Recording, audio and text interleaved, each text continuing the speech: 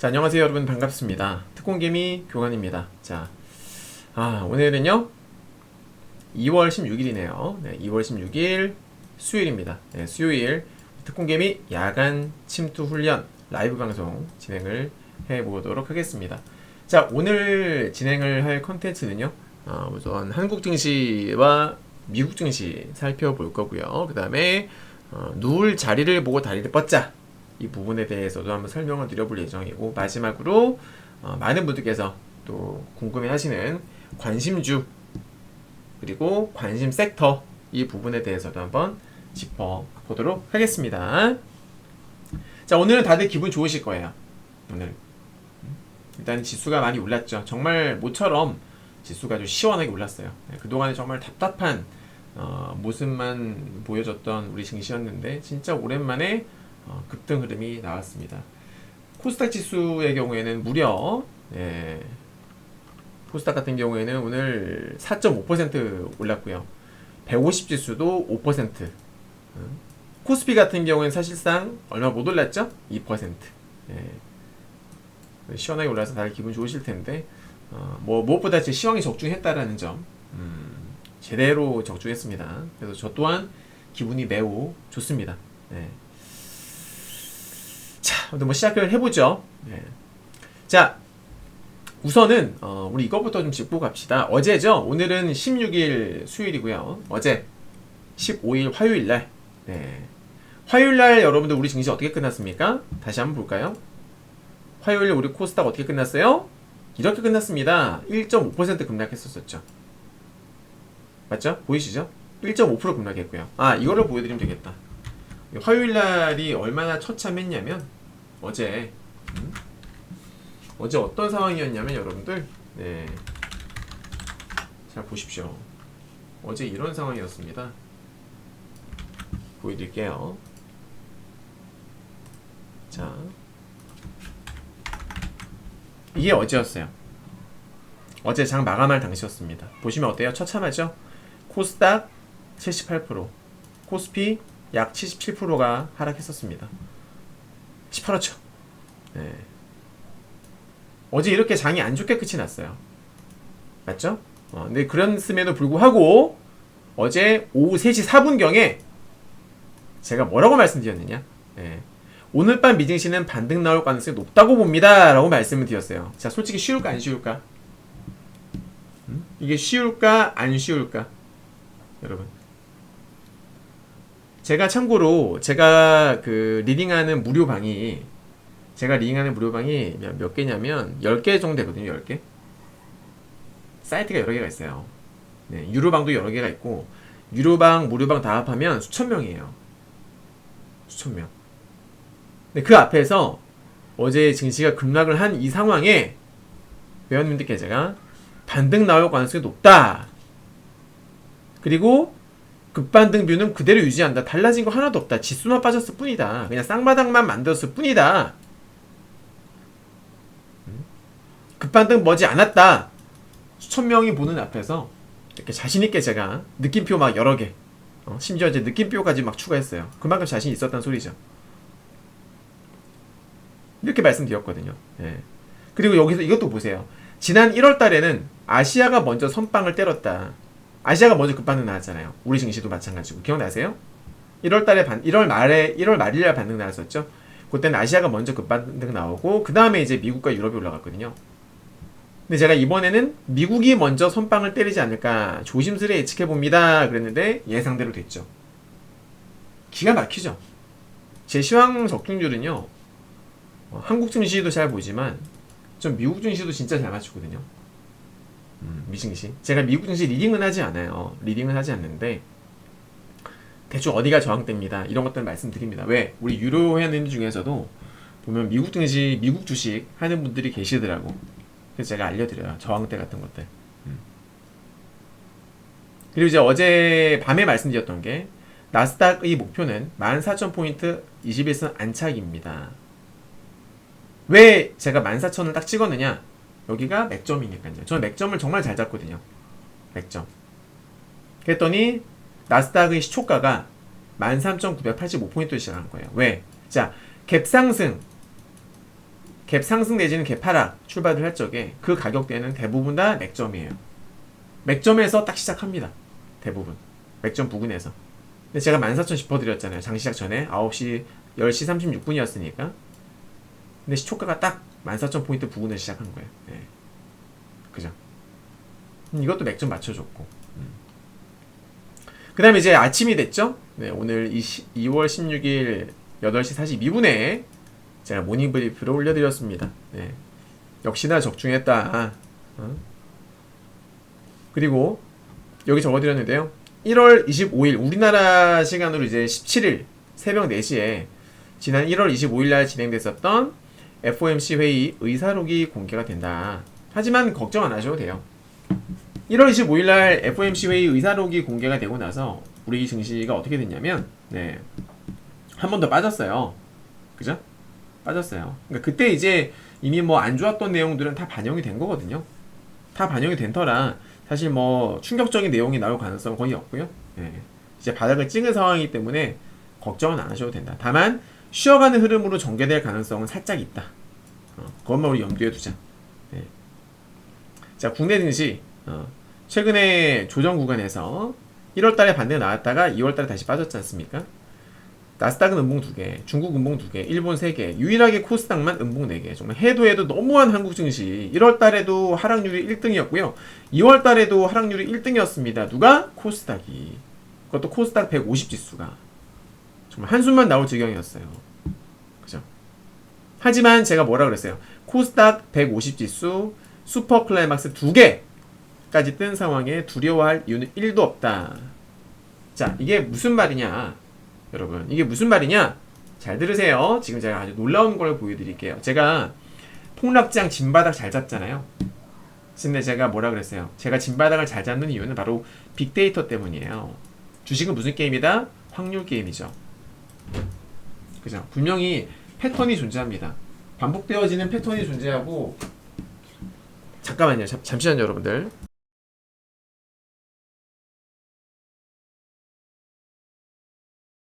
네. 과거 패턴이 분명히 존재하고요. 반복이 되는 거예요. 반복이. 근데 이성적인 시장이 있는가 하면은 최근처럼 비이성적인 시장이 있거든요. 이성적인 시장은 이성적인 시장들끼리 비교하면 됩니다. 과거에 있었던 이성적인 지수 흐름, 그죠? 그거랑 비교를 하는 것이고, 최근 보여졌었던 비이성적인 폭락은 과거에도 비이성적인 폭락이 있었죠. 그거랑 비교하면 되는 거예요. 과거 비이성 폭락장의 데이터가 있으면 그 수치랑 비교를 하는 겁니다.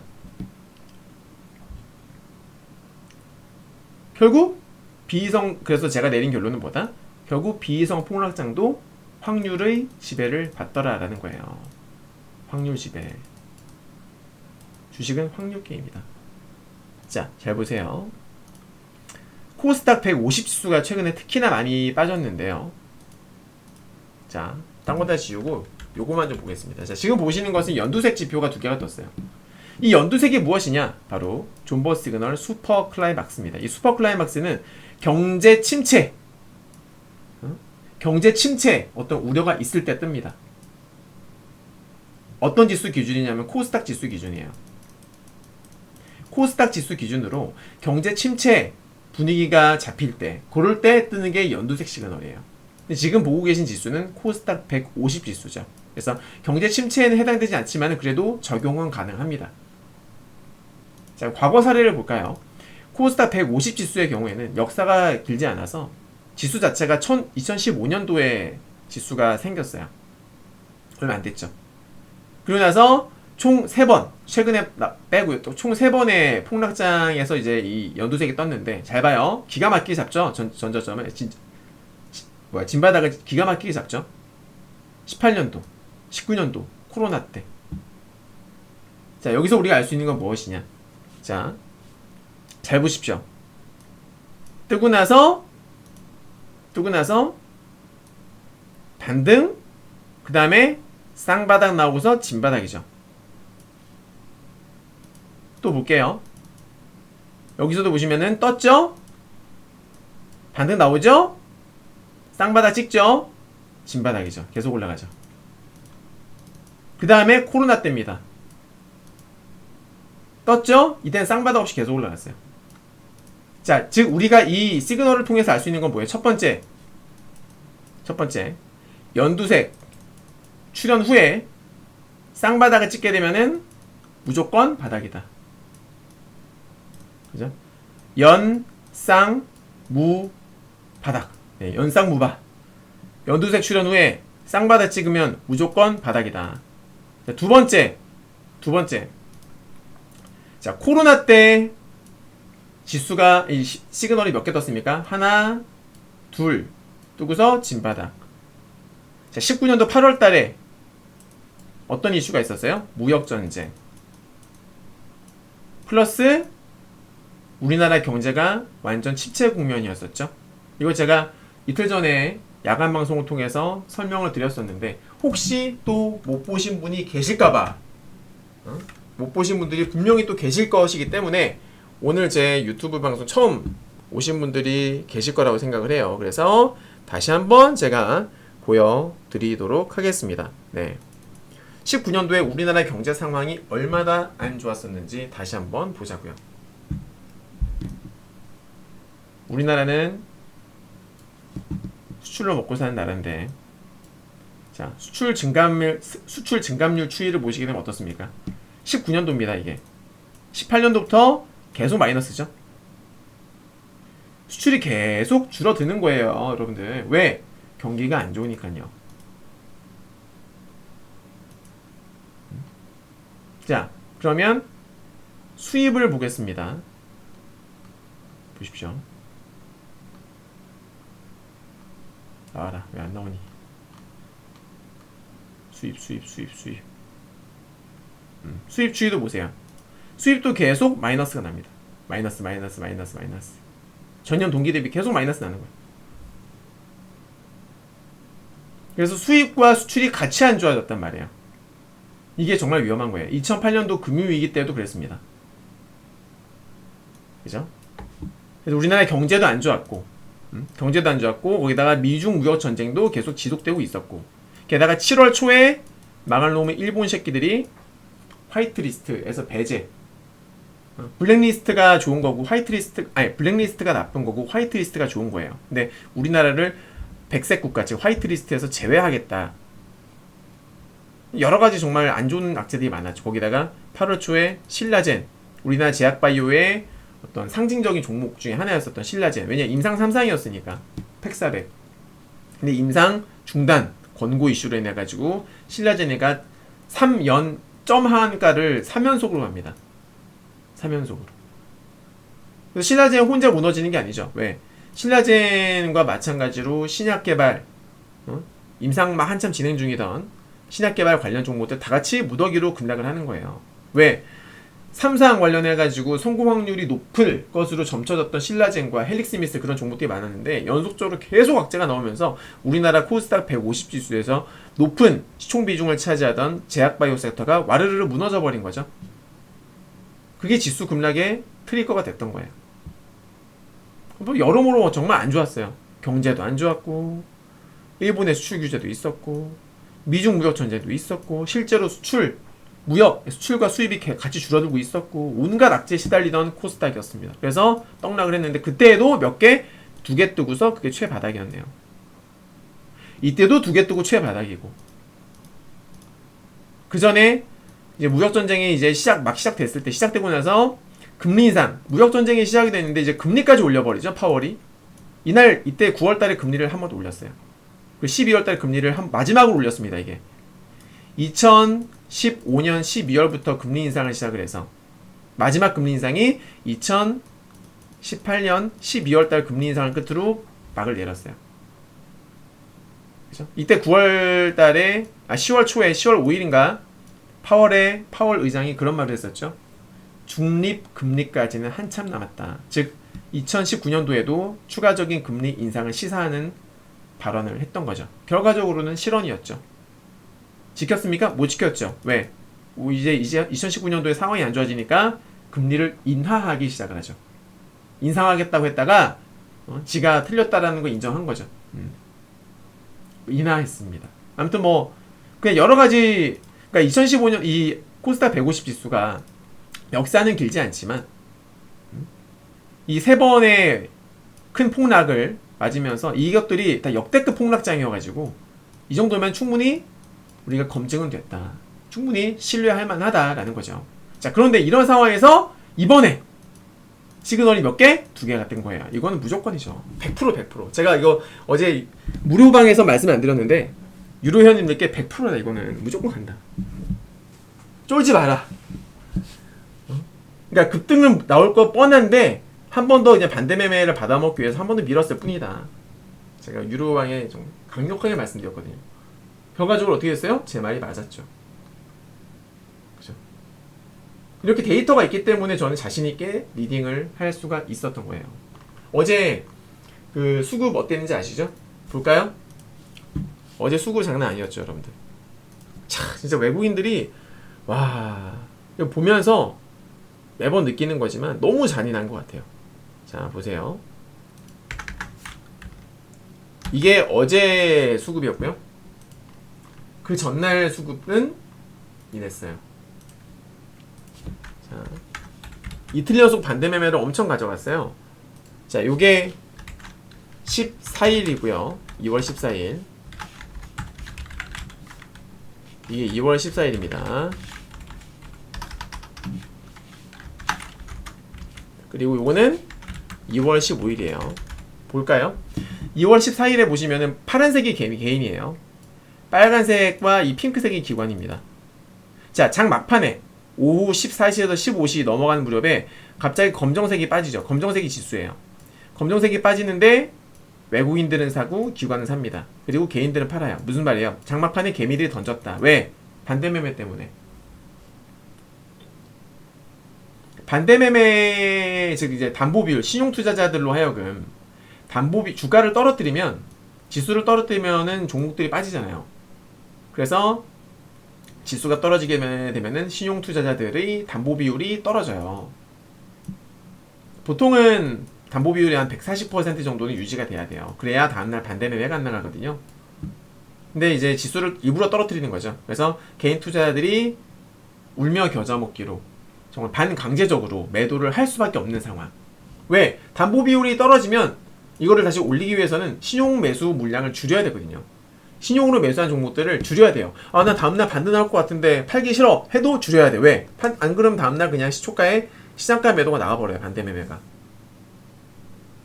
반대매매가 나가버립니다. 다음날 아침에. 그래서 그거가 싫어가지고 어떻게 해요? 아침에 그 장 마감하기 전에 정리한단 말입니다. 이게 되게 진짜 슬픈 거예요. 이게 진짜 슬픈 거거든. 잔인한 거죠. 그래서 어제 딱 그게 나왔어요. 제가 이걸 보고서 바닥 시그널이다. 근데 이게 이틀 전, 그리고 어제 또 나왔어요. 어제 같은 경우에도 보시면 어때요? 지수를 외국인들이 사면은 검정색이 올라가고 팔면은 떨어지죠. 자, 그런데 오후 2시, 1시 반부터 해가지고 외국인들이 계속 사요. 1시 반부터. 지수는 어때요? 1시 반 이후로 더 빠집니다. 그죠? 어때요, 여러분들? 여기서 또 크로스가 나죠, 크로스. 개인들은 계속 팔기 시작을 하고요. 외국인들은 계속 삽니다. 근데 원래 외국인들 사면 올라가잖아요. 이렇게. 외국인들 사면 올라가는데 여기서는 안 올라가죠. 왜? 제가 말씀드렸죠? 외국인들 매수. 매수에는 두 가지 방법이 있다. 첫 번째는 올사. 올려 잡는 거죠. 두 번째는 깔사. 깔아놓고 저점에서 잡는 겁니다. 즉, 오전에는 올사를 했었다가 오후장에는 깔사를 한 거죠, 외국인들이. 왜? 개미들이 알아서 팔아주니까. 이틀 동안 주가를 급락시켜 놓으니까 개미들이 견디지를 못하는 거예요. 견디지를. 그래서 어떻게 해요? 던지는 겁니다. 담보비율 때문에 어쩔 수 없어요. 견디지 못해서 던지는 겁니다. 그걸 너무나 잘 알고 있는 기관과 외국인들은 받아 먹습니다. 오후장에 계속. 너무나 슬픈 현실인 거죠. 네. 맞죠, 여러분들? 그래서 이런 이틀 연속 반대매매 이런 작업, 반대매매 이제 회피성 물량들을 유도하기 위한 아주 악질적인 이런 알고리즘, 외국인 프로그램 알고리즘, 이게 나왔단 말이에요. 거기다가 말씀드렸던 슈퍼클라이막스 2개까지.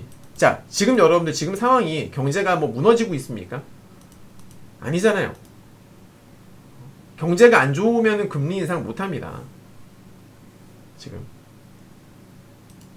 과거의 코로나랑 비교해보세요. 아니지 않습니까, 지금, 그죠? 최근에 무역 수지가 2개월 연속 적자를 기록했다고 하던데요.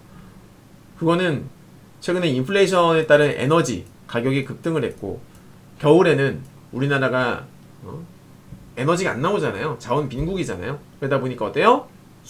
에너지 우린 전량 수입에 의존하지 않습니까? 그래서 일시적으로 무역 수지가 안 좋게 나온 것 뿐입니다. 신경 쓸 필요 없다라는 거죠, 그거는. 근데 아무튼 두 개가 나왔어. 바닥이지 뭐. 바닥. 맞죠? 그래서 우리 유로방은 아침에 어제도 샀지만 오늘도 아침에 제가 아침부터 마구 매수 사인을 드렸습니다. 오늘 샀던 것들은 뭐 거의 다 짭짤한 수익으로 마감을 했지. 급등도 나왔고. 이거예요. 시황을 볼 줄 알아야 돼요. 시황을. 지금은 오늘 같은 경우에 그래서 어떻게 됐느냐 보시면은 지난 거 설명드린 건 지울게요. 이거는. 그래서 오늘 어떻게 됐어요? 보시다시피 초급등. 코스닥은 1376개가 올라갔어요. 무려 94% 종목이 올라갔고 코스피는 89%가 올라갔습니다. 제가 이틀 전 방송에서 그런 말씀 드렸어요. 한동안은 스몰캡 지수가 강했는데, 스몰캡 지수라는 것은 소형주 지수를 말합니다. 코스닥에서.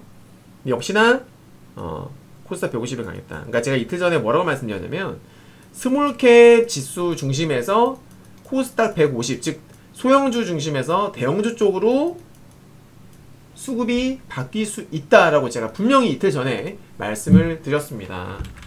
그죠? 볼까요? 제가 자, 여기 있죠. 네. 이게 여기 보시면 요게 14일 날 14일 날 이틀 전이죠. 이틀 전 야간 침투 훈련 방송 때 말씀드렸던 부분입니다. 스몰캡에서 코스닥 150으로의 본격 수환매 가능성 조심스레 예측해 본다. 적중했죠. 그래서 오늘 보시게 되면은 어떻게 됐다? 네. 스몰캡은 3.9%, 근데 150은 5.15%. 점점 상대적으로, 그러니까 빠질 때도 스몰캡이, 코스닥 150이 스몰캡보다 덜 빠지고, 오를 땐 더 많이 오르는 그런 흐름이 이제 드디어 시작이 되었다. 이렇게 보실 수 있는 거예요. 수급 보시면 끝내주죠. 자, 저는 오늘 외국인들의 수급. 정말 저는 제가 기다렸다. 제가 그랬어요. 조만간, 외국인들이 강력 순매수가 들어올 수 있다. 그리고 1000억 이상 순매수가 들어와야 진짜 제대로 된 바닥이라고 말씀드릴 수 있다라는 말씀을 드렸습니다. 근데 드디어 오늘 들어왔죠. 이 또한 적중했습니다. 네. 자, 이거 중요합니다. 잘 들으세요. 네, 이거 진짜로 중요합니다, 여러분들. 물 좀 마실게요. 너무 중요한 내용이에요.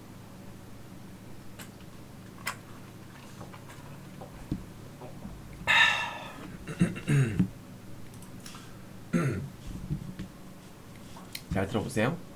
자,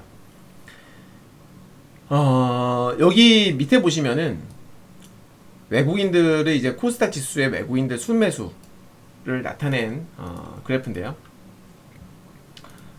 분명히 이 수급에도 추세가 있어요. 추세가. 근데 이제 지난 작년 12월 달부터 외국인들의 매도세가 엄청나게 나왔죠. 정말 많이 나왔어요. 근데 매수세는 줄어들고 점점 매도세는 어떻게 되고 있습니까? 점점 줄어들고 있었던, 주가는 빠졌지만 여튼 추세 자체는 어땠어요? 수렴이었어요. 매수도 줄고 매도도 줄고 수렴이었단 말이죠. 네, 그러다가 이틀 전에 14일날 매수가 드디어 처음으로 늘기 시작했죠. 그죠? 그리고 오늘 쐐기를 박았습니다. 굳히기.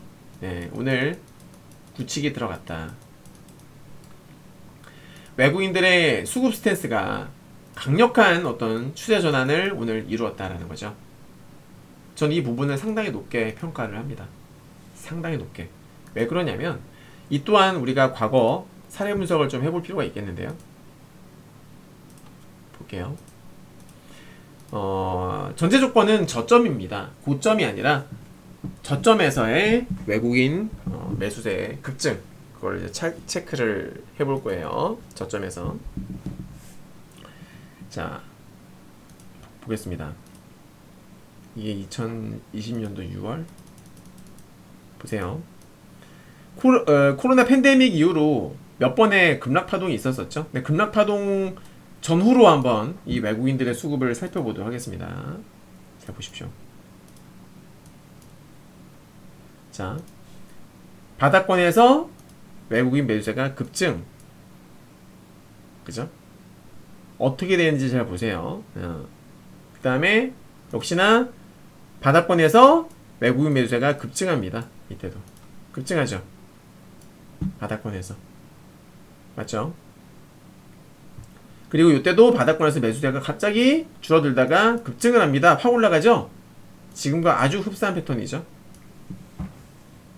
그 이후에 주가가 어떻게 진행되는지를 잘 보세요. 제가 지금 말씀드리는 바닥권 외인 매수세 급증 이후에 지수가 어떻게 됐는지를 잘 보시란 말입니다. 고점에서의 증가는 의미 없어요. 올라갈 때 매수세가 증가하는 건 보지 마세요. 그건 페이크가 되게 많아요. 이때도 마찬가지 바닥권이죠. 바닥권 매수세가 급증. 이때도 보시면 줄어들다가 바닥권에서 급증 나오죠. 확 올라가죠. 이때도 줄어들다가 갑자기 여기서 매수세가 급증합니다. 이때도 어떻게 돼요? 확 올라가죠. 신고가 나왔죠. 급증하고 신고가. 또 빠졌는데 여기서 또 급증. 또 올라갑니다. 이쯤 되면 거의 뭐 100% 아닌가요? 그죠?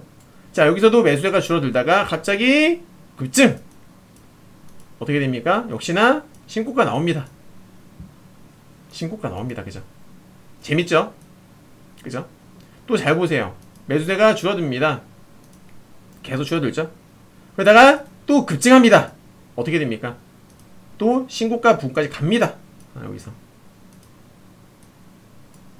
신고가 나왔죠. 신고가 나왔죠. 네, 또 신고가 나왔어요. 그러니까 바닥권 대량 매수만 들어왔다 하면은 신고가로 이어지는 패턴이 계속 나오고 있는 거예요. 그러다가 이때 8월 달에 이때도 보시면은 외인 매수세 바닥권, 제가 고점에서의 증가하는 거는 제가 보지 말라 그랬죠. 고점에서 증가하는 거는 여러분들 위험합니다. 네, 페이크가 많아요. 이때도 고점에서 증가했는데 빠졌고, 고점에서 증가했는데 빠졌잖아. 페이크 되게 많거든요. 고점에서 매수 증가하는 건 보지 마세요. 반드시 저점에서 증가하는 것만 신뢰하십시오. 신뢰도 높습니다. 자, 마찬가지 주가가 급락을 했는데 매수가 점점점 증가하면서 결국 또 급증을 해줍니다. 이때 어떻게 됐어요? 전고점 부분까지 올라가죠. 신고가 못 갔으나 전고점까지 올라갑니다. 신기하지 않아요? 이것도 다 빅데이터고 사례 분석이에요. 그죠? 예. 그리고 또 보세요. 아까 보여드렸던 게 이거죠? 또 매수가 줄어들었어요. 줄어들다가 또 갑자기 급증을 합니다. 어떻게 됐어요? 또 올라가죠. 또 빠졌죠? 빠지면서 어떻게 돼요? 매수가 줄어들다가 또 급증해줘요. 올라갑니다. 맞죠? 이때는 급증했는데 이때는 올랐을 때죠. 봐봐. 올라갔을 때 급증했죠. 페이크였죠. 올라갈 때 제가 급증하는 거 믿지 말라 그랬잖아. 그리고 정말 오랜만에 매수가 줄어들다가 급증한 거예요. 자, 어떻게 될까? 과연 어떻게 될까? 과연 올라갈 확률이 매우 매우 높다고 볼 수가 있겠죠. 그러니까 지난번에 제가 그랬어요. 외바닥에서의 반등과 쌍바닥에서의 반등은 급이 달라요. 외바닥 찍고 올라가는 것들은 B급이라고 한다면 쌍바닥을 찍은 다음에 올라가는 것들은 A급이에요. 물론 100%는 없어요. 여러분. 100% 확률은 없습니다. 네. 하지만 매우 매우 높은 확률로 이렇게 말씀드릴 수 있습니다. 매우 매우 높은 확률로 주가가, 그러니까 쌍바닥을 찍고 난 이후에 주가 상승 흐름이 훨씬 더 좋다라는 거예요.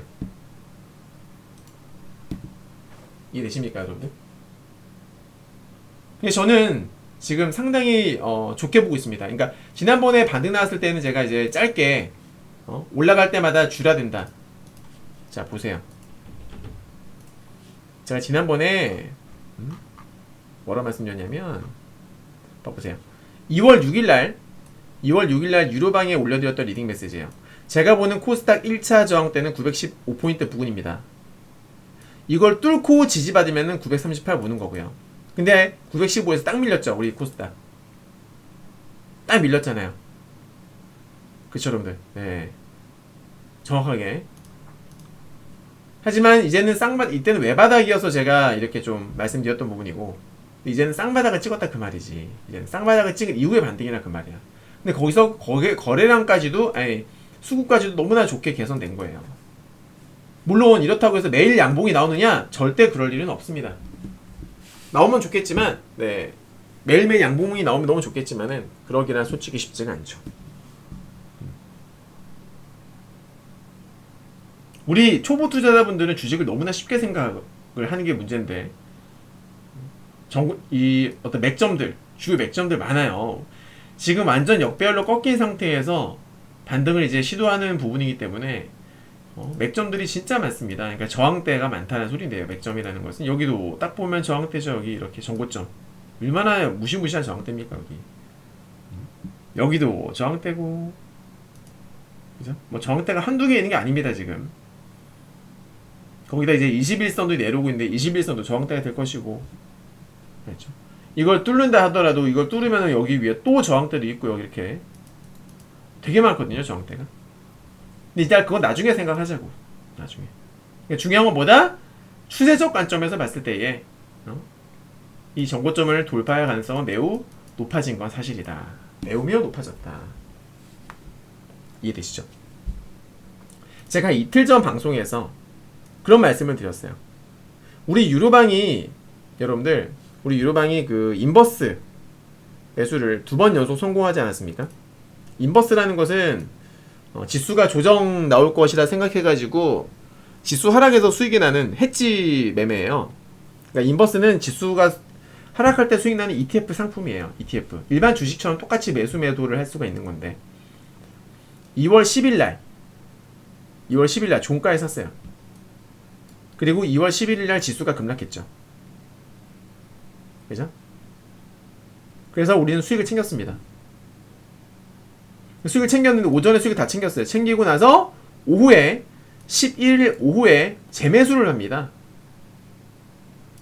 10일날은 최대 20%까지 샀고요.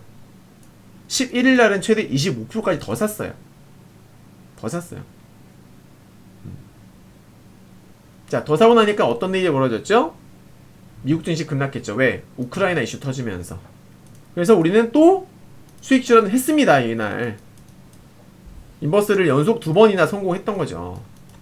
인버스를 제가 시황을 잘 본다고 했잖아요. 조정 나올 것 같더라고. 그래서 인버스를 샀어요. 근데 2번 정도 성공을 했어. 근데 제가 이제 월요일날 방송하면서 그런 말씀 드렸지. 월요일에는 제가 2번 인버스를 2번 먹고 나서 14일날 수익 실현하고 나서 14일 오후에는 인버스를 안 샀다. 반등이 이제 임박했다 보여지기 때문에 인버스는 조금 위험하다 판단해서 안 샀다. 샀으면 좀 더 먹었겠지만, 한 번 더 먹었겠지만, 이때부터 제가 인버스 안 샀거든요. 바닥 반등이 임박했다고 판단했기 때문이겠죠. 그리고 이제 하루 딱 걸려서 급반등이 나왔고요. 자, 시황 기가 막히죠. 정말 기가 막히죠. 자, 다들 궁금하실 거예요. 지수가 여기서 과연 더 올라갈 수 있을까? 많이들 궁금하실 텐데요. 저는 자신있게 이 자리에서 또 자신있게 말씀을 드리고 싶습니다. 자, 코스닥 지수는 추가 상승이 가능합니다. 여러분, 추가 상승 가능합니다. 네.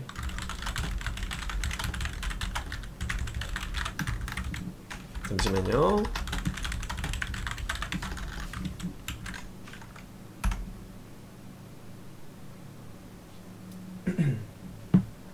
물 한 잔 마실게요.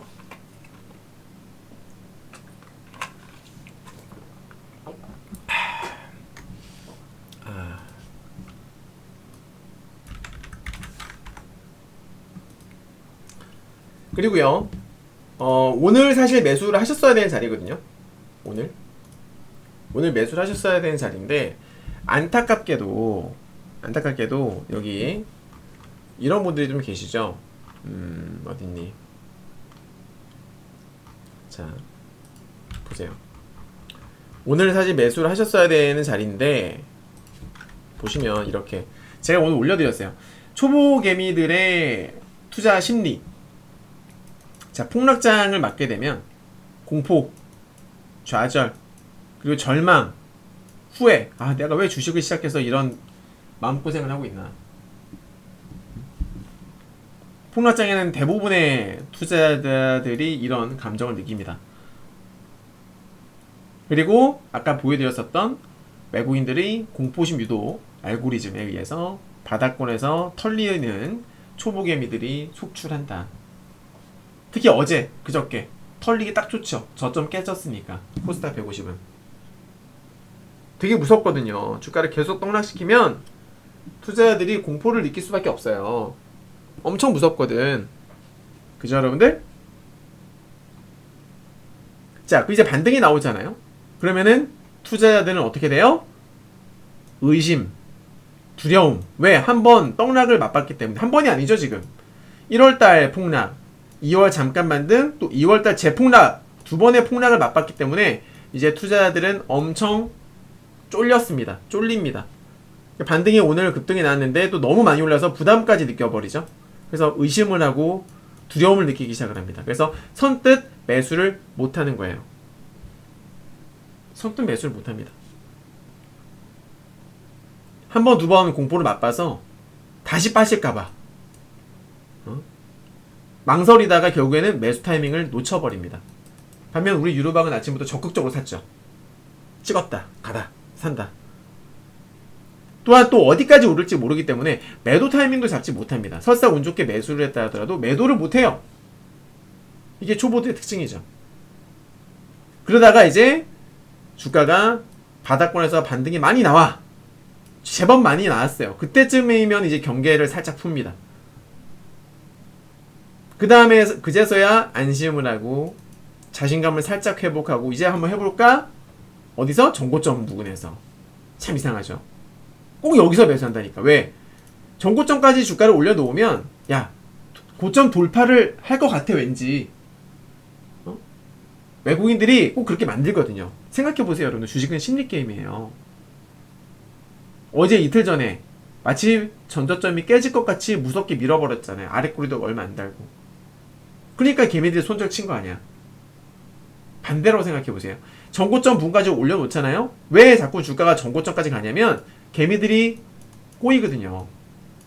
개미들이 갑자기 그전에는 매수 엄두도 못 내던 개미들이 그제서야 달라붙어요. 그제서야. 그죠? 그제서야 달라붙어요. 그전엔 사라고 해도 경계하고 의심하던 개미들이 말이지. 전고점 딱 오니까 그제서야 매수를 하기 시작한다 그 말이에요.